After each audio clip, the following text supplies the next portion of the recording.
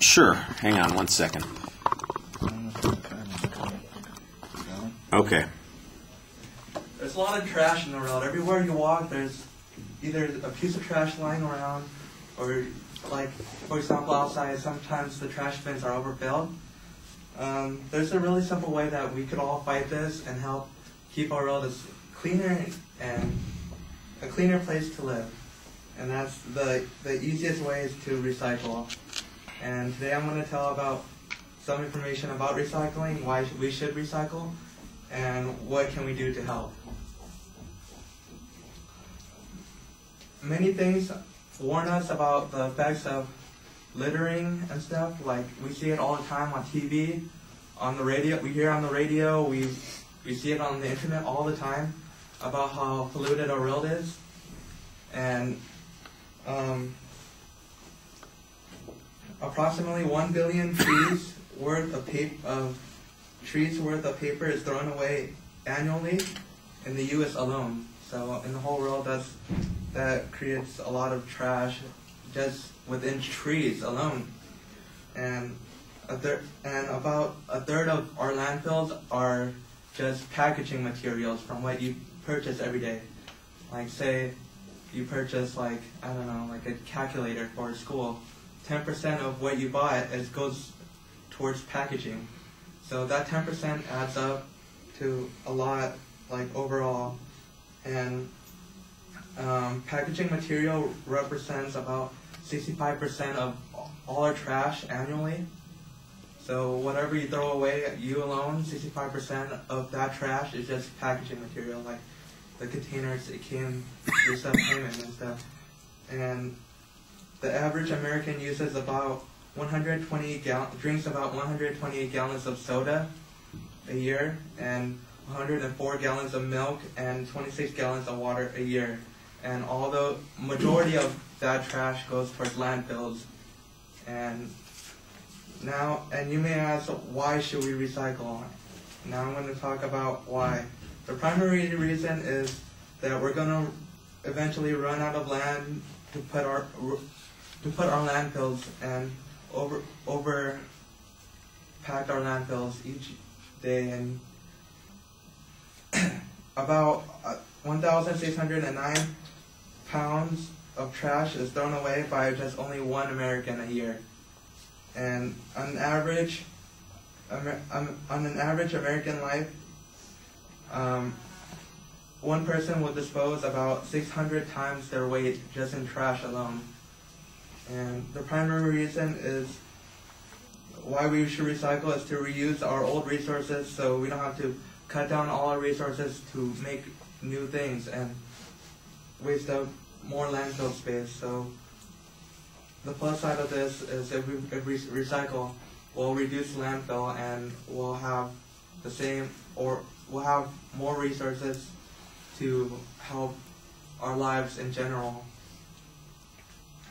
And as the Massachusetts Recycle Company states that greenhouse gas emissions will reduce if we recycle by 2.4 million metric tons a year.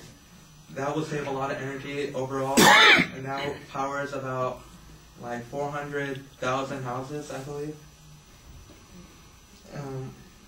Also, another major factor in our pollution is plastic bags. Everywhere we go, we consume many plastic bags for our grocery needs, for our any kind of needs. At grocery stores, at supermarkets, everywhere we go, we usually put it in a plastic bag.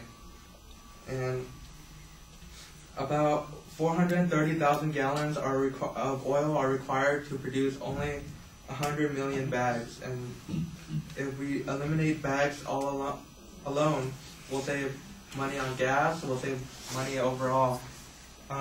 San Francisco was the first to initiate a bill that banned all plastic bags being sold by supermarkets and stuff, and because they were having a major problem of those bags going to the San Francisco harbor and killing a lot of the marine wildlife there. And CBS stated that more than 300 billion pounds of plastic is floating around in our oceans, today that doesn't just come from us alone, but it comes from every other country, such as Japan, such as China, whoever, like countries that are borderline the ocean usually gives out a lot of garbage. We are able to do many things to help keep a world a cleaner place and help limit the garbage that is thrown into our landfills daily. And the easiest ways to recycle. A lot of people don't know this, but like you could recycle many things such as glass, such as paper, such as metals, such as oil. There's even laws requiring you to recycle oil so it doesn't harm our ecosystems and such. And if you go to like a recycling plant, they will pay you to recycle some of the stuff, such as glass, such as aluminum. So if you need a source of extra income, I would suggest going out in the street and finding some extra cans and bottles and go to recycle it. And we also need to use little packaging materials. You can buy stuff with little packaging materials. They're starting to make things with like less packaging materials, so they're more eco-friendly.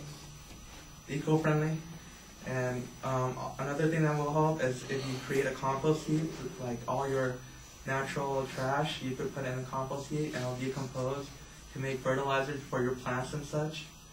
So your plants will be well nutriented.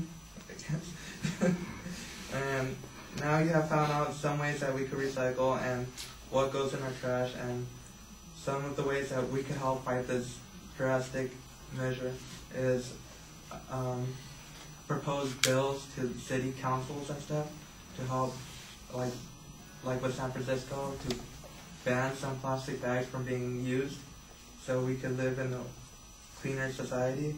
And so now it's your part to keep the world cleaner and happier for your life and your family's life.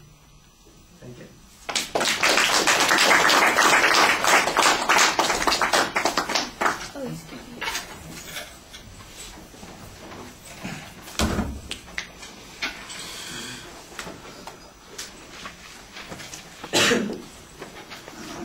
Irvin, what did you think? He's not here. Okay, well, give me a second then. I'll tell you what I thought.